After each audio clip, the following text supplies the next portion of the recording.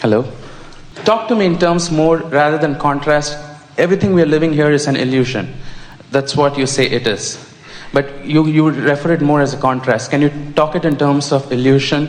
The reason I'm asking is two things. One, I come from an Eastern religion, and there they say it's all an illusion. And the part they didn't say is what you say, to expand and take it further, to add the eternalness in eternity. That's basically the contrast is. The reason I'm asking is, sometimes during the course of life, I forget it's an illusion. And if I can remember it's an illusion and it's all for the fun of it, I want this illusion to be more real. Well, the advantage in seeing it as an illusion is that most people have more belief in their ability to manipulate an illusion into something pleasing than to manipulate reality into something pleasing. And if you can couple the two, if you can start with the premise that we are all vibrational beings, and that even what you see here that you are calling reality is a vibrational interpretation. If you could accurately compare the differences in the way you as people on this planet view it, you would begin to realize that it isn't that there is a stable, solid reality that people are observing. It is that the reality is as different as the lens through which it is seen. What you see with your eyes, what you hear with your ears, is an interpretation of vibration, and so on. So what we are wanting you to realize is that when you tune yourself to the vibrational frequency of who you really are, and then you begin to see your world through the eyes of Source, or through the eyes of the full connection of who you are, it looks very different than it would look to someone standing outside of the vortex. So we don't know of a better word than the word illusion, because there is not a static, stable reality that can be perceived in the same way by everyone, because the reality that you see is interpreted or deciphered or indeed created through the viewpoint from which you are looking, you say. Okay. So when your teachers have taught you that it is all an illusion, we say, so when you are having your dream state, it's easy to call that an illusion, even though it is a vibrational reality. In other words, everything that you are living, what you see and feel, what you are living, what you think, match. And your dream state is a creation that comes from the same projection of thought and subsequent emotional feeling. And so illusion or illusionary makes it not sound real. And it is real. We just want you to know that it really is as seen through the eye of the beholder, or through the eye of the creator. So to put it all into context, we want you to see the big picture. We want you to realize who you really are and why you're here. We want you to realize that you project a vibration forward long before you actually live the manifestation of it. But by tuning your frequency to the tuning of your source and to the tuning of your desire, you can then begin to live, to feel, to see, to taste and smell and touch the reality even before it is manifest. And that's why those like your teachers, and that's why we call it an illusion, meaning that the majority of the world is not looking, is not tuned to it, cannot see it as it really is. So how does that play out in the world that you are living? How does knowing this help you? Tell you, the reason I'm asking this question, you spoke about if you don't pay attention to your thoughts and you don't feel your emotions and you don't focus and direct it to a better feeling place, don't worry, it'll get bigger and it'll get bigger. And when something happens to me and I go back and see how I was feeling for a day or so, it's not a surprise that I was, say a situation happens. I'll give you a simple example, something very easy people will relate to. I drop my son off to school every morning, and there's a small stretch right before he gets to school. It's an internal thing, and I have the sunroof open. I like my son to stand over it. You rarely see sun in Oregon or in Seattle. So he likes it. He loves that experience. It's really joyful. And he's been doing it. We've been doing it for over 2 years now. But for a day I've been feeling powerless. I didn't pay attention to it, and it happened. And apparently one of the students' mom was a police officer or something. So she complained to this thing, and of course they reported to child services and all. But while I spent about 2 hours in it, and at the time I was trying to access, I wasn't able to get to a better feeling place. But then I later eventually got it, I got over it, everything went well, everything is fine. But I keep telling myself, it's an illusion anyway, don't take it too seriously. It's going to be okay. Yeah. Well, if you really want to take that further, we would say to you that the reality that really is real is this vortex of creation that you may or may not have allowed to manifest yet, but this vortex of well-being that you have carved out of the details of your life experience, that is the only reality that the source within you will focus upon. And when you, by virtue of the way you feel, tune yourself into the vibration of the vortex, now you are then allowing yourself the fullness of the reality that you and the source within you has carved out of this experience. And the true distortion from reality is lived by those who stand outside the vortex, who disallow their knowledge of abundance, who disallow their knowledge of wellness, who disallow their knowledge of freedom, who disallow their knowledge of worthiness. So it really is debatable about what is the illusion or what is the distortion and what is the reality.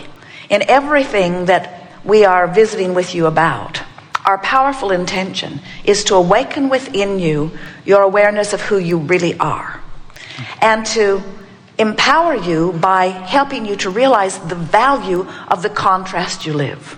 But by helping you to realize that when the contrast helps you to identify a desire, to then give your undivided attention to it. So when you have been inspired from broader perspective to break the ridiculous rules and laws of your physical time-space reality, and to follow your heart and soar in alignment with the creation of all that is, and someone who is still rooted to those distorted laws of trying to control conditions in order to protect children and so forth, shines their disapproving light on you, and you give your attention to their disapproval, and therefore your vortex spits you out and you stand there in the darkness with them. There are so many people who live outside the vortex who are just moving all those parts around, trying to find the right behaviors and the right things to do, and in their complete disempowerment, blaming each other for the disempowerment they feel.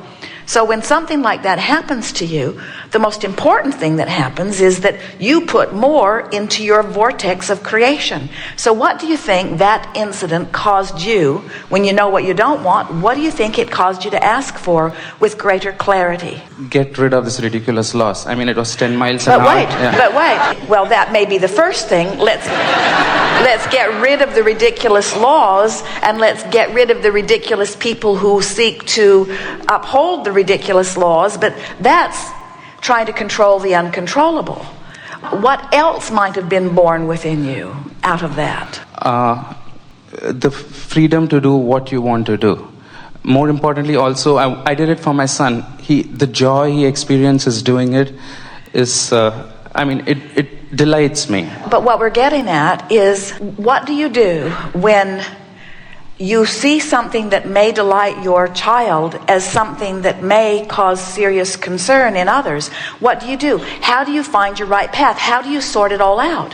How do you ever decide? How do you decide what to do when this one says you should go that way and this one says you should go that way, and all of them say you shouldn't go that way, but your heart says you want to go that way? How do you sort that out? Do you defy the delight of your child? Do you defy the soaring of your own being? And in other words, we want to say to you that if you were all, or any of you, completely law-abiding citizens, you would suck the life right out of yourself. Because what you're saying is, I'm source energy, and I came into this experience in order to define more clearly who I am and what I want.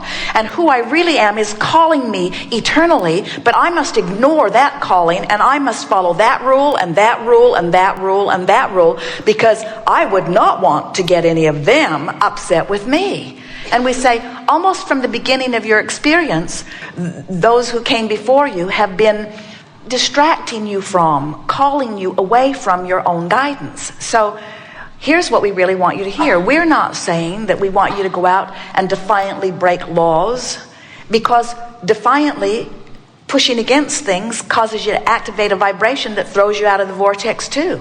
You can't condemn the law and be in the vortex, and you cannot condemn the lawmakers without getting spit out of your vortex, and you cannot condemn the law keepers without throwing yourself out of the vortex. But what you can do is listen to the higher calling, listen to the higher law. In other words, when you get in sync with who you really are, you'll be able to do all of those things that you want to do. You just won't rendezvous with those who don't want you to do them.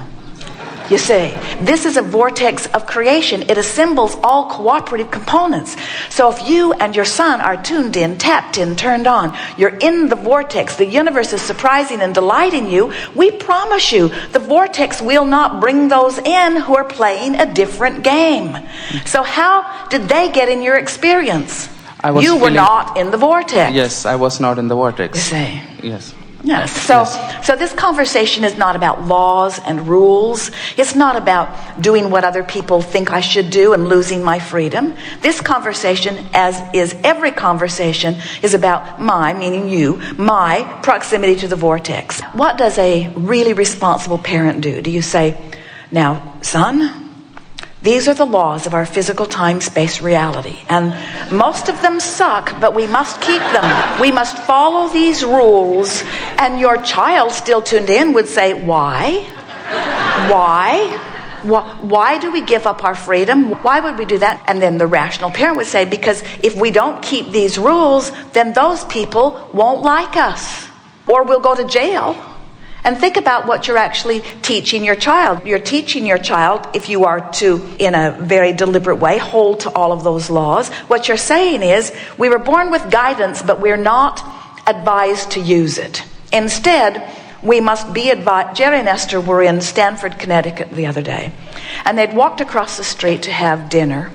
And as they walked across the street, Esther said, "Ooh, I feel a little bit like a fish out of water here." It was a busy place, and they were pedestrians, and Esther's accustomed to being the driver of a monster bus, and it just felt odd to her. And they had a wonderful dinner, and as they were walking back, was a very broad intersection, and there was a sign that had the walk signal, but there were also numbers counting down to let you know how many seconds you had to get across the intersection. And so Jerry and Esther were obediently watching this sign, and they were pacing themselves as they went across the intersection, and a car who was going down the street turned right in front of them so fast it was amazing it even made the corner, and actually brushed their clothing as it went by. It was moving so fast. And it took their breath away. They both stopped. And Esther said, "Well, I've been saying that when we go, we want to go together, and I think we might be practicing. It seems like a really efficient way to take care of that. When we're ready, we'll come here." And later, as they got to thinking about it, because it was just amazingly close. Now, the driver, for the most part, knew what he was doing. And Jerry and Esther were not in the vibrational mode of making their transition yet. But the thing that was really evident in that episode is that instead of being aware or tuned to their well-being, ordinarily Jerry is looking, always aware of his environment. But the sign had hypnotized him. The sign, which professed to know better for him, In other words, it said walk, and it said you've got this long to do it. And as he was watching that, he realized after the fact that he had substituted that for everything else that he usually utilizes. Now, it was not a close call for them. We want to emphasize that. But it was startling and unsettling and uncomfortable and unnecessary, but they had turned their guidance over to something else. And that's what sometimes the rules and laws of your environment do. It's a sort of a tricky line that you walk, because your society says these are the laws, and if you are to be a good citizen, you will uphold the laws. And so the people of your society expect you to at least pretend to do that with your children.